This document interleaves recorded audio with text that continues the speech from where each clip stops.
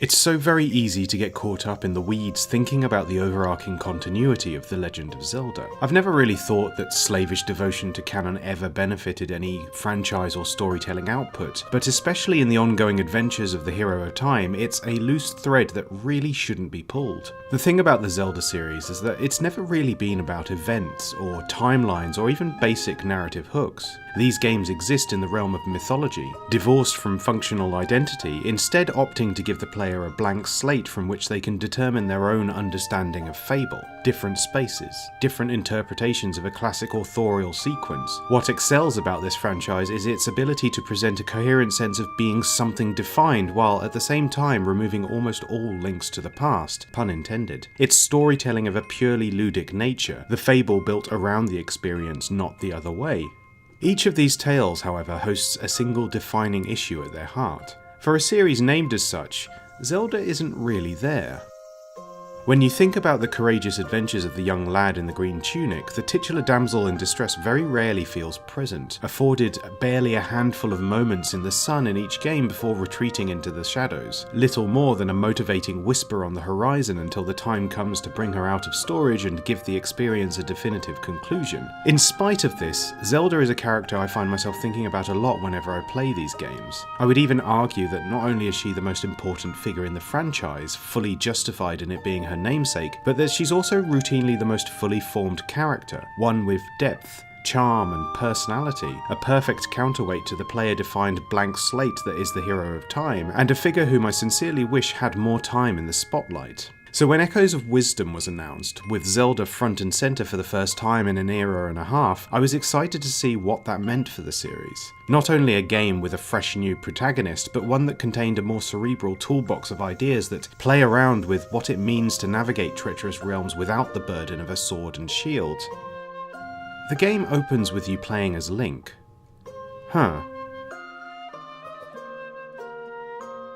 Don't panic, this is not a glitch. After an introductory section in which the hapless chap attempts to defeat Ganon, rescue the princess, and save Hyrule once more, he is swallowed into the void. The reins are handed over to Zelda herself, and the game begins proper. To be clear, from here on, this is a game about Zelda. This introduction is a clever bait and switch, and also a narratively significant means of letting the player know that this is not a Zelda game as you know it.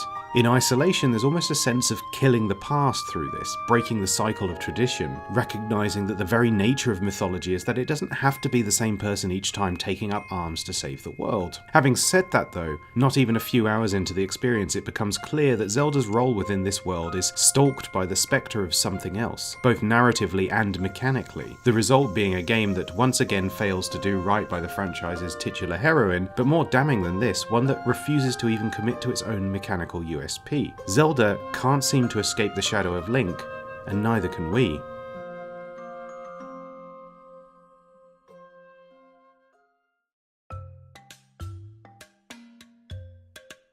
In its world design, Echoes of Wisdom is surprisingly quite a traditional Zelda game. You navigate, once again, a version of Hyrule, uncovering and navigating dungeons, fighting bosses, and collecting parts of a magical MacGuffin in order to access and defeat the big bad. But there is one big change that alters the way this ludic landscape is perceived by the player. Zelda cannot defend herself directly, so when it comes time to engage in a round of fisticuffs, she must rely on her ability to summon the titular echoes to aid her. Echoes are a carbon copy of aspects of the world, ranging from furniture and assorted moving parts to mobs with a broad range of utilities and ways in which their internal rules interact and merge. This system is almost alchemical in design, born of the world and in turn constrained by the very same laws that govern it. Not just for combat, much of the game's navigation relies on you figuring out which echoes benefit you the most with regards to each obstacle, and there's often not really a right answer.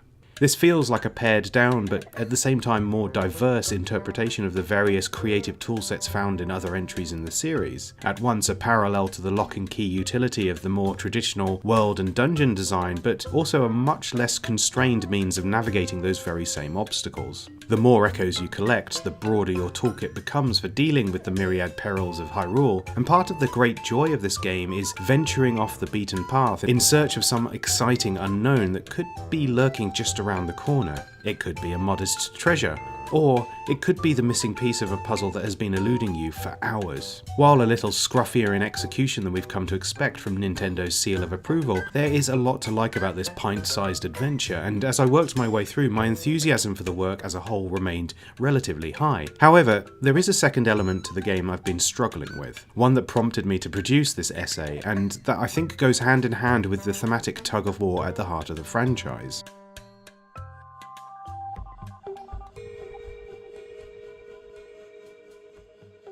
That introductory chapter in which you play as Link is more than just a bait and switch. It's a premonition, one reflected in this particular ludonarrative divide I'm about to talk about. The great danger in Echoes of Wisdom is a series of rifts that pop up all across Hyrule, characterized by an otherworldly purple hue and branching out with snake-like brambles across the land. These rifts swallow up everything in their path and spit out something malevolent in their place, a shadow that looks and moves like something familiar, yet behaves in a manner far more evil. Periodically throughout your adventure, you'll encounter one of Link's shadows, a recurrent mini-boss encounter that initially results in a secondary ability being unlocked. You can transform into Link at the press of a button, to utilize his native abilities at any point you want. Further iterations of this Shadow Link you face off against grant you additional boons such as a bow and bombs, but the basic function of the ability is a more traditional toolset for navigating the challenges of Echoes of Wisdom. And honestly, it feels really out of place and a bit of a cop-out. Although limited by a timed meter, one that requires a not very plentiful energy source to replenish, I found it all too easy to sack off the trial and error nature of the Echoes in favour of Old Reliable, given just about enough slack by the resources available to you to make it through almost every combat encounter with little grief, and a surprising amount of the navigation puzzles too. Not a limitless boon, of course, but an inviting enough one-button cure for almost all ills. Not entirely anachronistic, there are moments within the adventure where it's clear that puzzles have been designed with this ability in mind, but therein lies another problem. Because it's not that the ability to transform into Link is necessarily anathema to coherent game design, but rather that it is a symptom of a wider lack of confidence that its developers seem to have in their new and engaging mechanics. Because a reasonable counter-argument to my issues with this ability is that classic, you control the buttons you press. Nothing in the game explicitly requires you to transform, and it's a refusal to engage with the main mechanics that leads to that impatience and the allure of a simpler time. But in that same breath, there are fundamental aspects of the game's design that inform how the player makes choices, including the ones that are to their creative detriment. Echoes of Wisdom, for all its triumphs, feels like two games overlapping.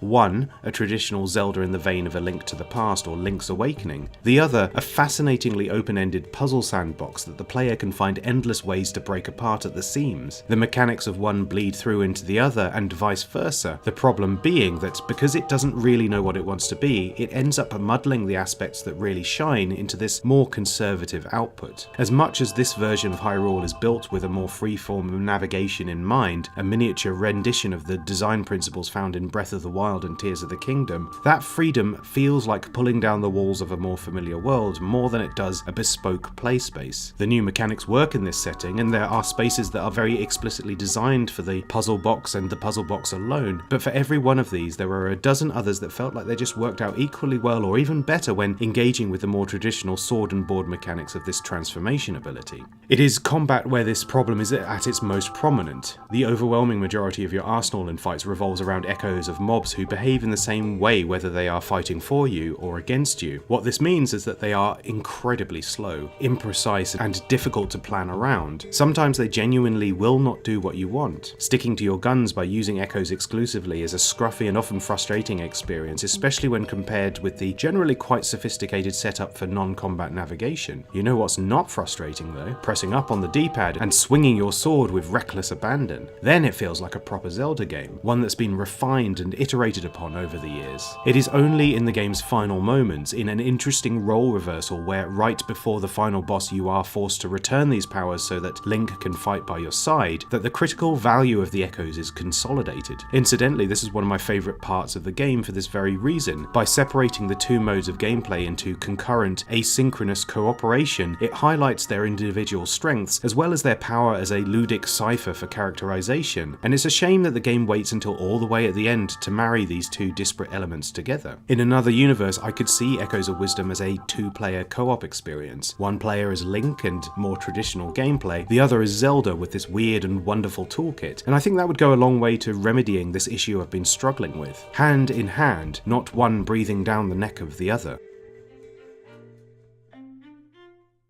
You control the buttons you press. And to a certain degree, my issues with Echoes of Wisdom could probably be argued to stem from a lack of imagination on my part. The creative approach to a familiar problem is clearly an intention of the game's design, even if I will still argue that its execution here leaves a little to be desired. But the wider implications of the shadow of Link hanging over the experience also bleeds through into its story and themes too. It's no secret that Nintendo traditionally has a mechanics-first approach to game design. This has been explicitly discussed in interviews in the last few months even. They are not a narrative-focused company. You fit the story around the mechanics you want to explore, and you make peace with what that end result will be. Sometimes that means a slightly anemic fable placed on top of and around a game that remains incredibly engaging nonetheless. Sometimes it means you get something as thunderingly evocative as Breath of the Wild, where the fragments of history and drama build upon themselves into something far greater than the sum of their parts. In the case of the Zelda franchise, it is this mentality which gives me pause to consider any value behind its canon, and in turn the merits of its titular princess. But at the same time, I can't help but be reminded that time and time again, Zelda has proven to be a secondary protagonist full of charm, personality, and character. Whether that's being burdened by regal responsibility or taking to the high seas with a band of merry sailors, Zelda is an icon, developed and redeveloped in each story, holding an identity of her own despite being constrained by the cyclical nature of the series' mythology. At a glance, this new output from developer Grezzo seems to follow Nintendo's ideology. Echoes of Wisdom is extremely narratively light, with dialogue and story beats brief and simple. Zelda as a playable character is remarkably weak in personality by comparison to her previous iterations. This is a version of the story clearly separated from the canon, yet still containing those conservative elements of the past. You still have to be rescued from a crystalline prison in the opening. You still center yourself around the kid in the green tunic, even though you yourself are the hero this time. And I find this interesting in the context of a game that fundamentally has no need for Link, has no need for the archaic patriarchal traditions of the series, and has no need for Zelda to be so weak that they had to program in a get out of jail free button. There lay the opportunity here to craft something very different, unshackled from the chains of the Hyrule Historia, from the Master Sword and Ganon and the legacy of too many games that followed the same patterns of design. Even in her own game, even when playing as her, Zelda is not allowed to be the main character of a series that is literally named after her. But I suppose there is some thematic and mechanical resonance in that. In a game centered around creating echoes, a cognitive assembly of past experiences, how better to bridge the gap between game and player by letting them join in with their own beats of nostalgia. In a way, I suppose the transformation mechanic also makes sense through this same lens, the spectre of something familiar, hidden deep within something new. I suppose at the end of all of this, we cannot escape the shadow of Link. So what else is there to do but embrace him?